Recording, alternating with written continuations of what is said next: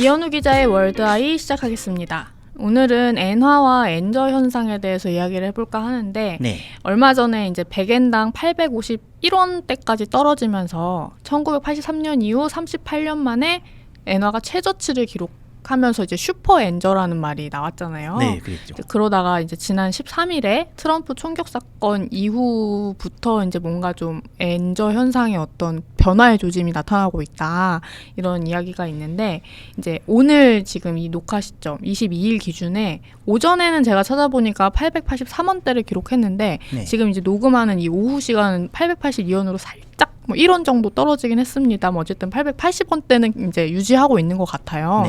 아무래도 이제 트럼프가 최근에 또 엔화를 언급했잖아요. 그러면서 그렇죠. 이제 좀 어떤 영향을 미친 게 아닌가, 이런 분석이 나오고 있는데 어떤가요?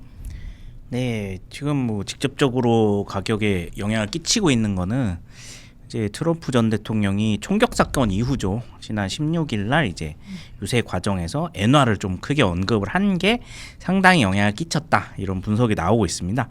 이제 당시에 어떻게 얘기를 했냐면은 지금 달러 강세다. 근데 달러 강세 대비로 엔화와 위안화가 이제 지나치게 낮다, 가치가. 그러다 보니까 이게 미국 경제에 좀 악영향을 주고 있다, 이런 식으로 언급을 했어요.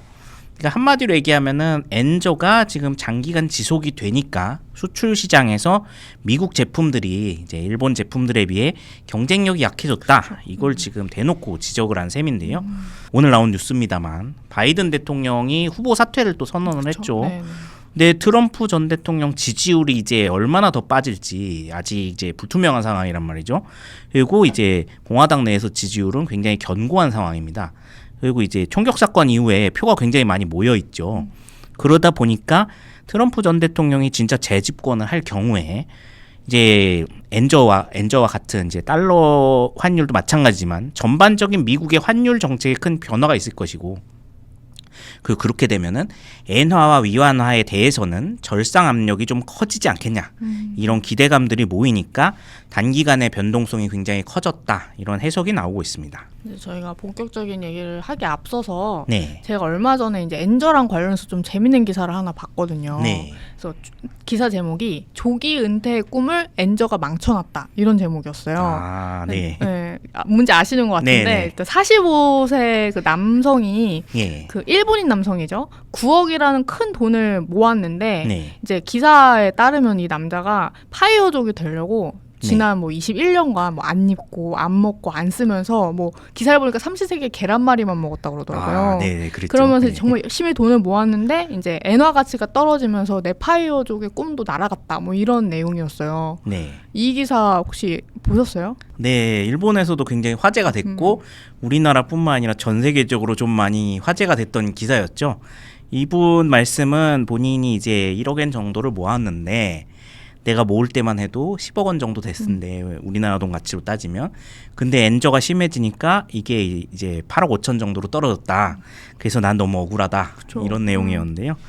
사실은 저 계란말이만 먹고 절약을 했다, 이 부분은 이제 컨셉이라고 합니다. 컨셉이에요? 예. 이게 사실 엔저 반대로 저분이 엔저 덕에 떼돈을 번 거의 이제 외환 트레이더다, 이런 얘기까지 나오고 있는데요. 이제 저분이 일본에서는 절대 퇴사맨이다, 이런 본인 아이디가 있어요. 절대 퇴사맨이라고. 그래서 이게 SNS로 굉장히 유명해진 사람인데, 우리로 치면은 이제 해외 투자로 파이어족이 되려고 이제 투자 전문가가 된 사람입니다, 한마디로. 책도 썼고 그 책도 굉장히 베스트셀러로 팔렸었어요. 이제 그러다 보니 정말로 이제 계란말이만 먹고서 절약을 해서 1억엔을 모았냐? 그럼 그거는 사실이 아니라고 합니다. 기사 내용이 완전 100%는 아니군요. 네, 좀 그 부분을 물론 절약을 했겠죠. 절약을 했는데 절약만으로는 도저히 일부. 이제 극히 일부였고, 실제로는 이제 저 사람이 어떻게 돈을 모았는지 이제 일본 경제 매체나 잡지들과 인터뷰를 좀 많이 했어요. 근데 실제 내용을 살펴보니까 포트폴리오를 굉장히 치밀하게 짰었습니다. 어떻게 짰어요? 그러니까 일부 자금은 이제 지금 미국에서 잘 나가는 주식들 있잖아요. 뭐 IT 관련주나 AI 관련주나 이런 데 미리 넣으셨고, 그러니까 엔비디아 같은 거 많이 사셨었고, 안전자산으로는 일본 금융주 같은 거, 일본의 이제 대형주 같은 데 많이 넣었었고, 그리고 가장 돈을 많이 번 부분이 이제 FX 마진 거래라고 해가지고 이제 환 차익으로 돈을 크게 벌었다. 그렇게 네. 본인이 밝혔거든요. 이제 FX 마진 거래가 좀 생소하실 수도 있는데 또 아시는 분들은 잘 아시겠지만 이게 어떤 거래냐면은 일정 규모의 증거금을 넣고 이제 이 돈의 10배에 해당하는 자금을 레버리지로 일으켜가지고 외환 거래를 통해서 돈을 버는 시장입니다. 그러니까 잘 벌면은 원금 대비로 어마어마한 수익률을 낼 수도 있는데 반대로 망하면은 원금 손실로 끝나는 게 아니라 전체 빚이 원금의 10배까지도 될 수 있는 한마디로 얘기하면 거의 도박과 같은 이제 거래인데요. 그게 주식이나 코인의 선물 거래랑 약간 유사한 개념이겠죠? 그렇습니다.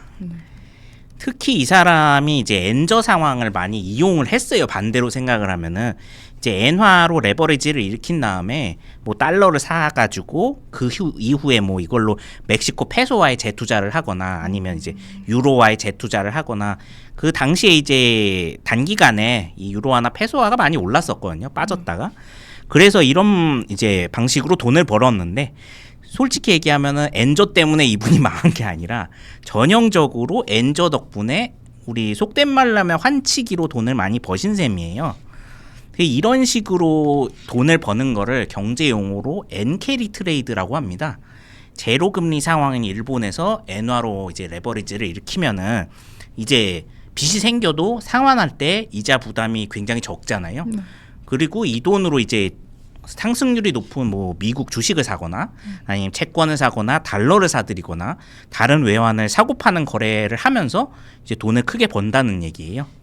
그래서 오히려 이분은 엔저로 내가 잃었다 이 표현은 좀 어폐가 있는 표현으로 봐야 될 것 같습니다. 그럼 왜 그렇게 말했을까요?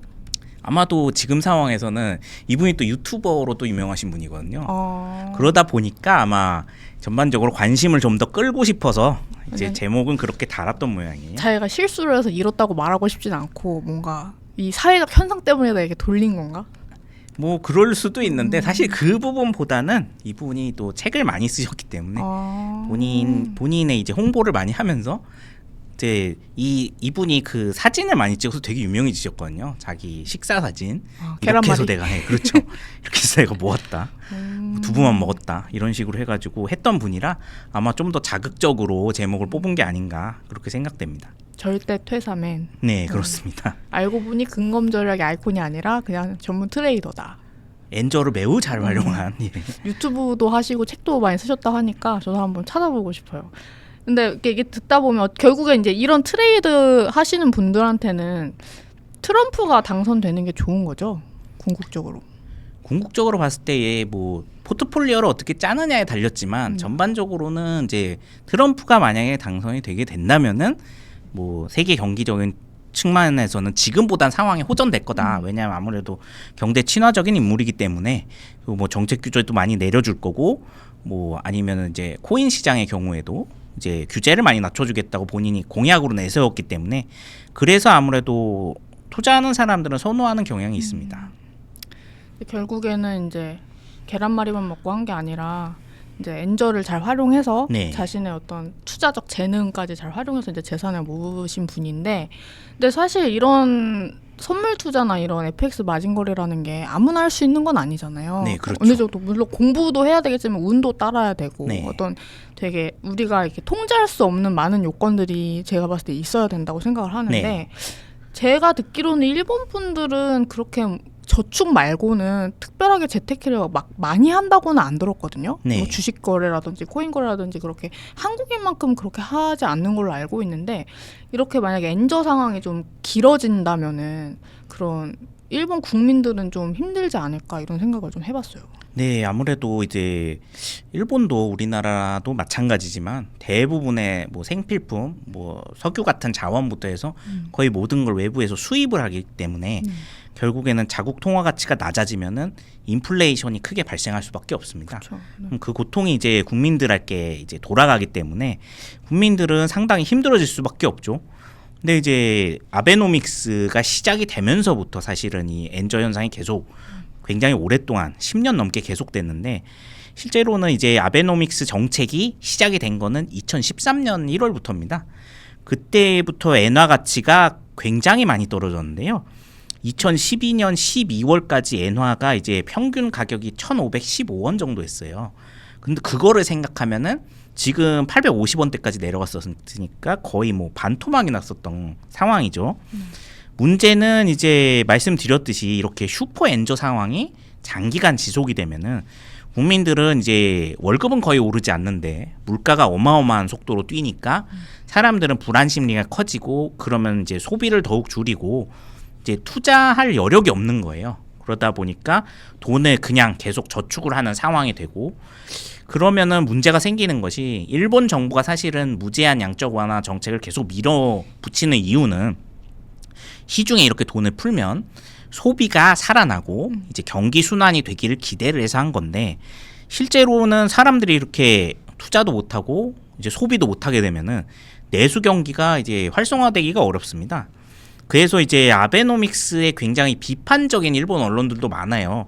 결국에 이게 당신네 정부가 원했던 방향대로 가는 게 아니라 오히려 소비를 지금 얼어붙게 하고 있다.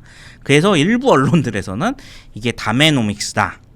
다메가 안 된다는 뜻이죠. 다음에 우리 말로 이제 안 될 네. 정책이다. 혹은 네. 아베노믹스가 아니라 아베노 리스크다. 이렇게까지 이제 폄하하는 내용의 기사들도 나오고 있습니다. 여러 가지 막 부작용들이 이제 터지고 있는 상황인 네. 건데도 계속적으로 일본 정부가 이렇게 아베노믹스를 좀 지속하는 이유가 있나요? 사실은 2013년에 시작할 당시에는 목적이 분명히 있었는데요. 당시 지나쳤던 엔고 현상, 아까 말씀드렸듯이 굉장히 높았잖아요. 1,500원대를 넘어섰으니까. 그래서 이걸 낮춰서 수출 경쟁력을 확보를 하자. 그리고 시중에 대규모로 자금 풀어서 기업들이 고용에 나서게 하고 그래서 민간 소비를 되살아나도록 하자. 그래서 경기 선순환 구조를 만들겠다. 이게 이제 아베노믹스 정책의 목표였어요. 당시에는 또 이거 앞서서 2011년에 동일본 대지진이 있었습니다. 그래서 여기에 대한 재건 복구가 필요한 상황이었어요. 굉장히 많은 시설들이 이제 파괴가 됐고 특히 이 지역들이 일본 수도권에서 멀지 않은 지역들이기 때문에 그래서 이 지역을 되살리기 위해서도 대단히 이제 상징적으로 이제 일본이 다시 일어서야 된다. 이런 이제 정책이었는데 사실 다른 나라에서도 이제 한 번도 해보지 않은 이제 굉장히 고강도 부양 정책을 폈었습니다. 이게 일본 중앙은행이 당시에 아예 기업들 주식까지 직접 샀어요. 일본 대형주 주식의 50%가량의 지분을 일본 중앙은행이 보유를 했었습니다.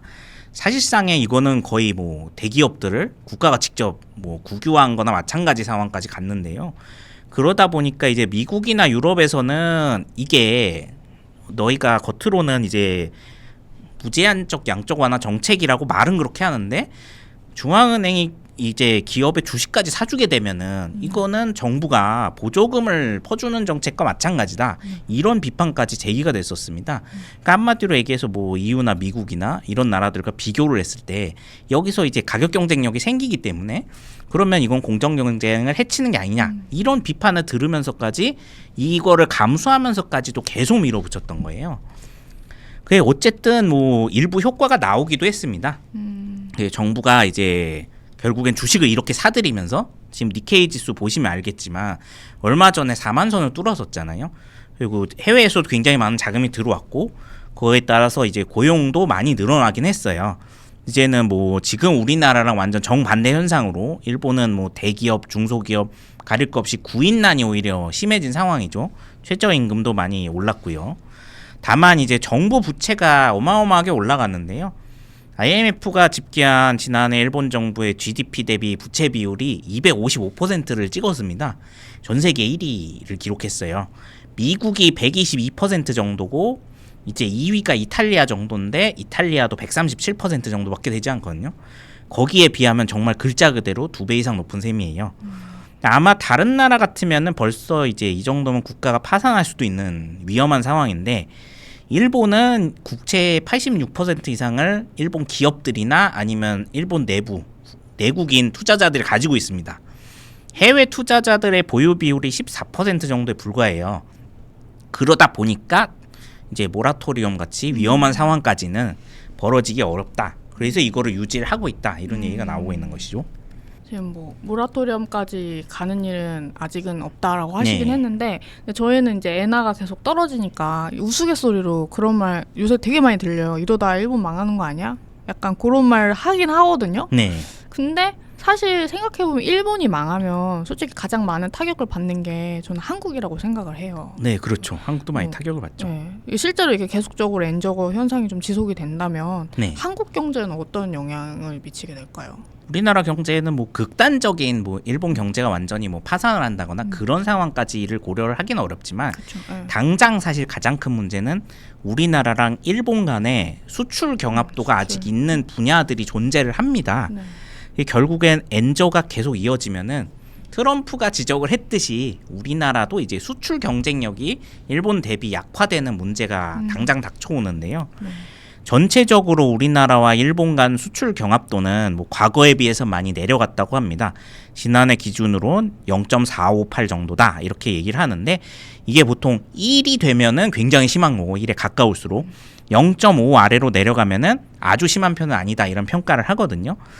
근데 여전히 좀 높은 분야들이 있어요. 대표적인 게 석유화학 분야인데 여기는 0.827이나 됩니다. 거의 1에 가깝죠. 자동차랑 부품 분야는 0.658, 조선 분야는 0.653, 기계류는 0.576 등 이제 중후장대 산업하고 석유화학 부분은 여전히 경합도가 대단히 높습니다. 이런 상황이다 보니까 엔화 가치가 1%포인트 떨어질 때마다 우리나라 수출액도 0.61%포인트씩 감소된다. 이런 지금 지표가 나오고 있거든요. 그러니까 이러한 엔저가 지나치게 장기화될 경우에는 우리나라가 강점이 뭐 중화학이나 조선이나 자동차 이런 분야에서 그만큼 또 우리나라도 손해가 커진다는 거죠. 그럼 결국엔 이제 아베노믹스의 큰 골자 그리고 현재 엔저 상황의 이런 지속성을 생각해 봤을 때 어쨌든 이제 일본 입장에서는 엔저 현상이 계속되면 될수록 뭔가 수출 경쟁력은 확실히 갖고 가는 장점이 있는 거잖아요. 네, 그렇습니다. 그래서 요거를 이제 이용해서 이제 자국의 그런 내수의 선순환을 좀 노리겠다 네. 이런 목적으로 이제 어쨌든 펼치고 있는 건데 그렇게 보면 뭐 딱 그냥 단편적으로만 봤을 때는 이 환율 저가라고 해야 되나요? 엔저 정책 어쨌든 계속 지속을 하면은 좀 수출 입장에서는 유리하니까. 네. 뭐 한국도 결국에는 일본과 비슷한 이런 정책을 펼 가능성이 나중에는 있을까 이런 생각도 좀 들어요. 네, 우리나라 경제도 이제는 예전 같진 않죠. 그러니까요. 예전에 1980년대, 90년대처럼 두 자릿수 성장은 이제 옛날 얘기가 돼버렸고 연간 1%대 저성장 국면에 지금 완전히 접어들었는데 결국엔 그러면 미래 어느 시점에는 우리도 일본과 같은 대규모 양적 완화 정책을 어느 순간엔 해야 되지 않느냐 이런 이야기가 계속해서 나오고 있습니다. 그리고 아직 우리나라는 GDP 대비 정부 부채 비율이 55% 정도예요. 그러니까 일본의 5분의 1 정도 수준밖에 되지 않기 때문에 비율로만 따지면은 금액 자체는 워낙 차이가 많이 나지만 우리도 제한적으로나마 양적 완화가 필요하지 않느냐 이런 목소리는 계속 나오고 있습니다. 그런데 이게 또 경제 규모나 인구, 산업 구조 이런 것도 고려를 해야 되고 가장 먼저 고려를 해야 될 거는 이제 화폐 가치 문제인데요. 네. 일본이 사실 저런 방식으로 무제한 양적 완화가 이제 가능한 이유는 이렇게 초장기 엔저 정책을 끌고 갈 수 있는 기반은 결국에는 엔화라는 통화가 글로벌 기초 통화 중에 하나라는 지위를 갖고 있기 때문이에요. 보통 이제 달러랑 유로화, 파운드화, 위안화, 엔화 이렇게를 현대의 5대 기축통화라고 부르고 있는데요. 물론 이제 사전적 정의로는 IMF 특별 인출권의 통화 바스켓 구성에 들어가 있는 통화들을 이렇게 부르는데 실제로는 이제 국제 경제에서 차지하는 비율이 이제 얼마나 되느냐에 따라서 이 5대 통화라는 게 정해집니다. 근데 지금 우리나라는 거기에 들어갈 정도는 아니라는 거죠. 그리고 지금 우리나라 같이 비기축 통화국이 일본 같이 대규모로 양적 완화를 했다가는 하이퍼 인플레이션 충격이 바로 맞기 때문에 정말로 경제가 이제 속된 말로 폭망할 수도 있다. 이런 지금 반론도 제기가 되고 있어요. 사실은 이게 대표적인 나라가 튀르키예가 있는데요. 얼마 전에 이제 지난해 에르도안 대통령이 이제 재선 집권을 하기 전에 본인의 이제 인기 관리를 하시기 위해서 이제 금리를 올리고 긴축을 해야 된다고 중앙은행에서 의견을 제시를 했는데 중앙은행장은 잘라버렸습니다. 그러고서 이제 계속해서 양적 완화 정책을 밀어붙였다가 결국에는 본인이 집권하기 전에 80%가 넘는 하이퍼 인플레이션을 맞았어요. 그러고 나서 본인이 재집권에 성공하자마자 이 인플레이션을 잡아야 되니까 금리를 어마어마하게 올렸습니다. 그래서 지금 튀르키의 기준금리가 50%입니다. 은행에 돈만 넣으면은 이제 예금금리가 50%예요. 그런데도 이제 물가는 지금 아직도 인플레이션율이 75%입니다. 우리랑 비교도 안 되는 거죠. 그래서 굉장히 지금 서민들이 삶이 힘들어진 상황이거든요. 물론 이제 우리나라 경제가 이제 이런 튀르키예처럼 그렇게 될 리는 없어요. 아예 경제 사이즈가 다르기 때문에. 근데 이제 아직 우리나라가 일본과 비교를 해서도 이제 경제 규모가 이제 일본은 엔저를 감안했을 때 달러로 GDP를 교환을 하면은 GDP 규모가 4조 2,106억 달러 정도입니다. 지난해 기준으로. 우리나라는 지금 1조 8,394억 달러 정도 됩니다. 결국엔 일본의 아직 절반이 채 안 되는 상황이에요.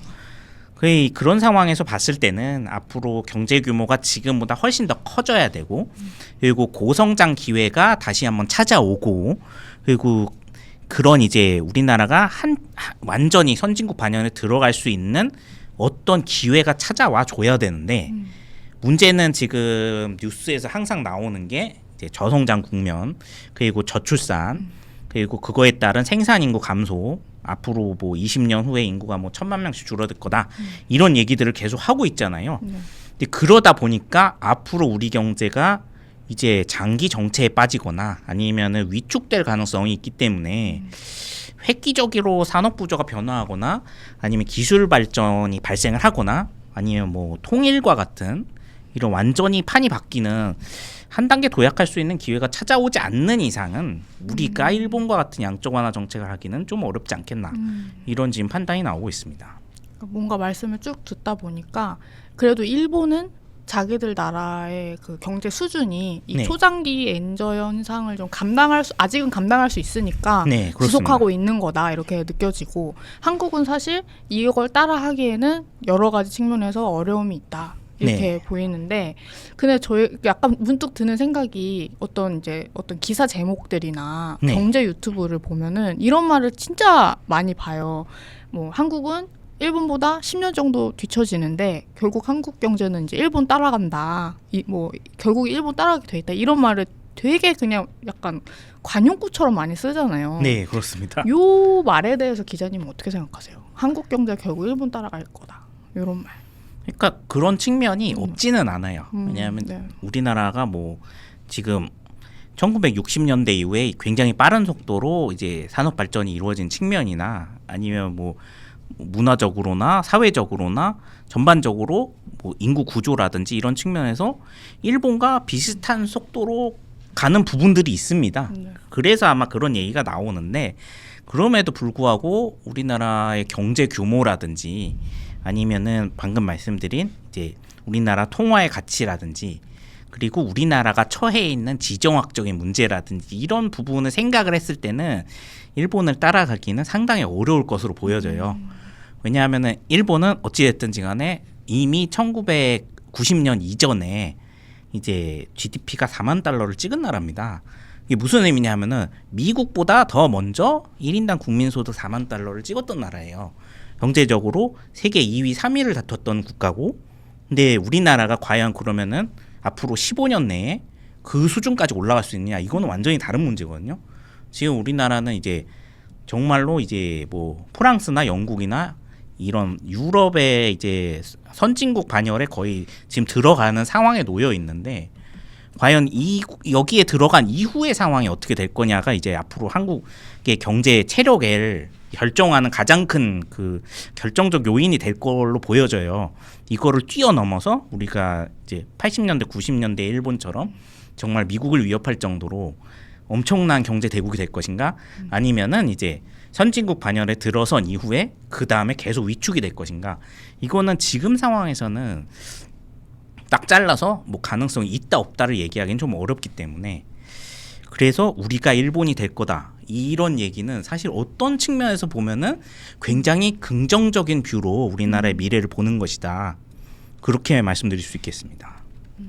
네, 오늘 이렇게 슈퍼 엔저와 관련해서 이제 아베노믹스 때부터 쭉 짚어오면서 네. 앞으로 이제 이 엔저 현상이 한국 경제에 어떤 영향을 미칠 것인지도 좀 살펴봤는데 어쨌든 제 생각에는 올해까지는 아무리 적어도 올해까지는 이런 엔저 현상이 좀 지속될 것 같긴 해요. 네. 네.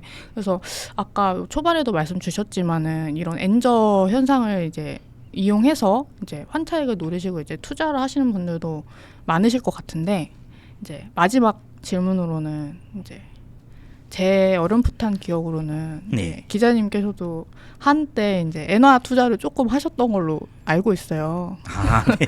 그 얘기 좀 해주시면서 이제 이런 상황에서 이제 불확실성이 가득한 이 상황에서 어떻게 하면 좋을지 좀 조언의 한 말씀 해주시면 좋을 것 같아요. 네, 지금 뭐 엔화 투자하시는 분들의 그 투자에 대해서 제가 뭐 함부로 예단해서 말씀을 드릴 수는 없지만 제 경험에 대해서 간략하게 말씀을 드리면 저는 아베노믹스 정책이 시작될 초창기에 그러니까 엔화가 상당히 변동폭이 심할 때 투자에 들어간 적은 있습니다. 그때는 이제 아까 말씀드렸듯이 1,500원대였다가 갑자기 900원대로 빠졌다가 그때가 다시 조금 반등해서 1,200원대까지 갔다가 이러면서 굉장히 진폭이 심했어요. 그리고 일본 당시에 니케이 지수도 굉장히 진폭이 심했습니다. 이게 가능했던 이유는 아까 엔화가 다들 잘 아시겠지만 글로벌 안전자산으로 분류가 돼 있어요. 근데 2013년 아베노믹스 시작 이후에 이제 전 세계적으로 어떤 사건들이 있었는지 한번 생각을 해보시면은 굉장히 많은 일들이 있었죠. 일본이 무제한 양적 완화를 하는 동안에 그럼에도 이제 전 세계적으로 이슈가 터질 때마다 엔화가 오르는 상황이었단 말이에요. 리스크 해지를 해야 되니까. 그러니까 일본 정부가 돈을 풀면은 이제 다시 올라가고 돈을 풀면 다시 올라가고 이런 일들이 반복이 되니까 일본 정부도 이제 양적 완화 정책을 밀 수 있는 부분도 있었는데 근데 이제 엔화 투자의 맹점은 단순히 지금 엔이 싸다. 네. 결국에 오를 거야 라고 생각을 해서 투자를 하기에는 그쵸. 이 기간이 상당히 길어질 수가 있습니다. 맞아요. 그러니까 정말로 이제 우리가 보통 얘기할 때 주식도 저평가된 주식들을 이제 투자를 많이들 하잖아요. 근데 저평가가 이제 앞으로 고평가로 바뀌는 그 기간이 단기간일 것이다. 그런 생각에 많이들 투자들을 하시는데 그렇지 않을 수도 있다는 거예요. N의 경우에는. 근데 지금 현재 상황을 살펴보면은 뭐 코로나19 기간이 끝난 이후에 지금 우크라이나 전쟁이 아직도 지속이 되고 있고요. 중동에서 지금 이스라엘과 하마스 간 교전도 지금 9개월 넘게 계속되고 있죠. 사실상 리스크들이 굉장히 많이 이미 터져 있고 진행되는 상황이에요. 그 결국엔 지금 세계의 눈이 미국 대선 결과에 지금 맞춰져 있는데 이 결과에 따라서 이 리스크들이 어떻게 처리가 되느냐 여기에 지금 중심이 잡혀 있거든요. 근데 정말로 지금 상황대로 트럼프 전 대통령이 정말 이 지지율을 끌고 계속 가가지고 당선이 됐다. 그랬을 경우에 이 가장 주요한 국제경제 가장 큰 리스크인 이 전쟁들이 완화가 될 가능성이 높다는 겁니다. 거의 아마 이제 뭐 러시아든 이제 이스라엘이든 트럼프 행정부가 다시 재집권을 하면은 휴전 방향으로 가닥을 잡을 가능성이 높다는 거죠. 그러면은 엔화는 아까도 말씀드렸듯이 안전자산이란 말이에요. 그렇죠. 그러면은 세계가 안정적인 방향으로 가면은 엔화는 이제 진폭이 심해지기보다는 안정적인 방향으로 가기가 쉽고 그렇게 되면은 결국에는 일본의 정책적인 조율에 따라서 일본 정부의 정책 조율에 따라서 굉장히 천천히 움직일 수 있습니다. 그러니까 지금의 단기적인 급등세를 보고 만약에 투자를 들어왔다가는 오히려 다른 자산들이 이제 가치가 굉장히 많이 널뛰는데 나는 이 엔화에 붙잡힐 수도 있는 상황이에요. 그러면은 기회를 놓치게 되는 거죠. 이런 부분에서 이제 애초에 엔화가 굉장히 저점이실 때 투자하셨던 분들은 뭐 장기 투자를 원래 생각을 하시고 들어오셨으면 괜찮은데 그게 아니고 나는 단기간에 많은 수익률을 보고서 들어왔다. 그러신 분들은 지금이나 투자하는 거는 조금 숙고를 하시는 게 좋을 것 같다. 이렇게 말씀드릴 수 있을 것 같습니다. 엔화 투자 지금 고민하시거나 하고 계신 분들께 이제 조언해 주셨는데 늘 말씀드리지만 투자 판단과 결정은 본인의 몫이라는 거. 그럼요. 꼭 다시 한번 말씀드리면서 오늘 이현우 기자와 함께한 월드아이는 여기서 마무리하도록 하겠습니다. 저희는 다음 주 월요일에 다시 찾아뵙겠습니다. 감사합니다. 네, 감사합니다.